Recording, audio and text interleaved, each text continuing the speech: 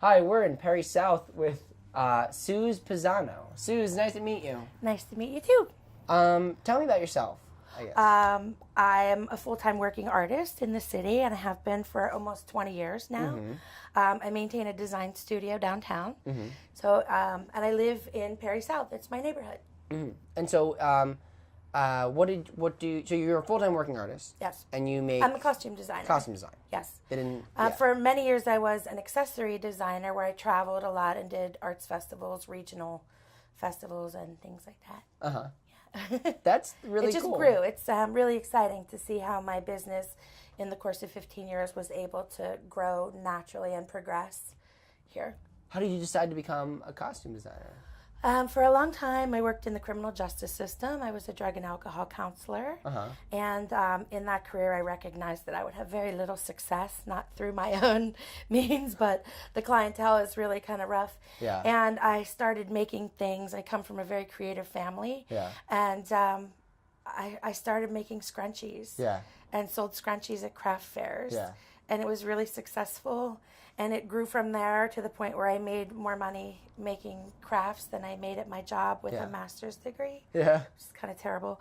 But, and eventually it was a goal to not have a terrible job that I hated and to pursue my passion, which was design and creating things, just working with my hands.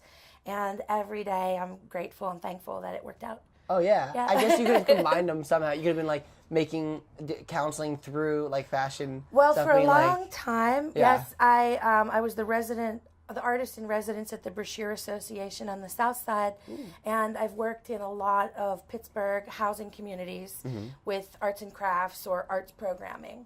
So it really did feel like it came full circle, that I could use my background with a difficult population and bring art to kids all over the place. Yeah. Yeah.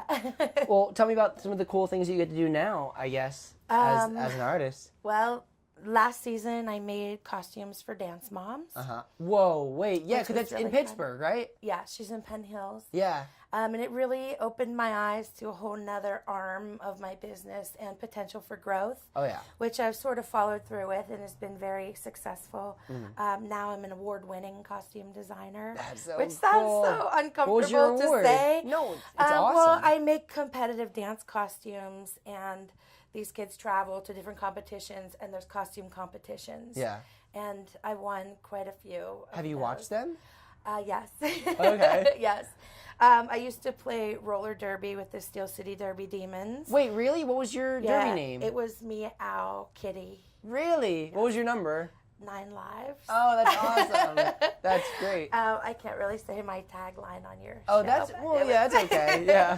One tough kitty cat. Got it. Say one yes, tough kitty cat. I figured it out. But I made a costume for the Black and Blue Ball, which is part of a giant derby convention in Las Vegas, and it won Sexiest. It was a dress made out of poker chips. Oh, that's awesome. It weighed about 40 pounds. Yeah, how much did it cost in poker chips? Well, the girl that commissioned a team of us to make it actually ran around town and bought poker chips. Yeah. That had to be blue, because it was black and blue. So the theme was, But a lot of accomplishments under my belt. That is a lot. Leads me to believe I'm on the right path. Yeah, where to go from here. Yeah. Yeah. Yeah.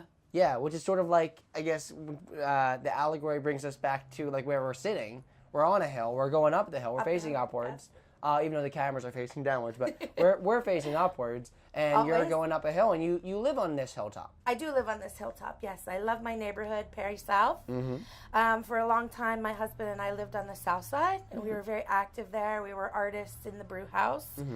And that was sort of a business incubator for both of us, cheap, affordable space. And then we've, moved on since then. So moved to the north side was kind of scary for a south side, longtime south side girl. Yeah. But we really like it. It's a lot quieter. And I feel like I really have a neighborhood. We know all of our neighbors. We have celebrations together. We take our one Italian neighbor's homemade raviolis at Christmas time. Oh, cool. Homemade pierogies. Yeah. Oh, that's awesome. Yeah, pierogies are super Pittsburgh. We had them today for lunch. Oh, awesome. Yeah. And tell me about, like, what kind of celebrations? You mean just like...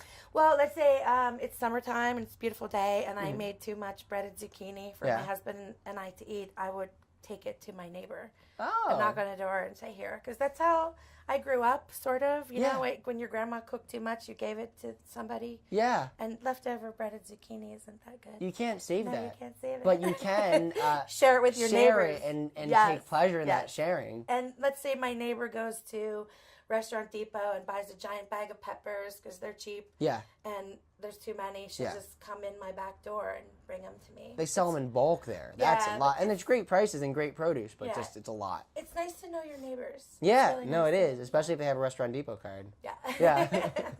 But I guess same question that I asked before, but with the neighborhood, where does the neighborhood go from here? You know, like what do you see? How do you see the neighborhood changing? Well, I think it's great when artists move into an area and an older area. We've seen a lot of abandoned, really dangerous sort of properties get torn down. Oh, yeah. When we moved in, a few houses actually burned down, and we worked with the city to get them torn down. So we see the neighborhood improving and cleaning up. Everyone in my neighborhood is very interested in preserving the zoning so that nobody can come in and buy a big plot of land and put condos. Yeah, nobody wants Or that. low rent housing or something like that. We want to really preserve that. There's a designated greenway all around where we live. Oh, yeah. Which is really wonderful. Yeah. So, preserving that. What I would like to see is some community gardening. Yeah. Some abandoned or vacant lots, taken over by the residents. We are actually lucky enough that when we bought our house, the lot next to us, the previous owner had purchased as a city side lot program. Oh. So, we're familiar with that. And to do that, it would be great to get those lots and turn them into green space and gardens. Yeah. There's someone in our neighborhood that actually worked at an organic chicken farm. Oh, cool. And I think there's a really cool spot to have like a little chicken coop, like almost on an abandoned property, a hillside lot where the neighbors could, actually co-op. Yeah. And they would. I know plenty of people that do that. Are there a lot of businesses here? Or because you're so close to a lot of things. Are there a lot of businesses here? The neighborhood in this neighborhood, no, there's not really. Okay. I mean, there's a funeral home around the corner and maybe a couple little stores, like little teeny neighborhood stores. Yeah. But no, everything is sort of down the hill. Okay, but it's close. It's very close, yes. Yeah. We often walk. We walk to the baseball game. We have walked to concerts at Stage AE. Oh, cool. And now it's really cool because, during baseball season, a lot of my husband's friends will call and say, hey, can we park at your house and walk down? Yeah. Which, I mean, it's a considerable walk, but it's really nice Close that enough. it's right there. Yeah, and there's parking. And there's, yes. Yeah.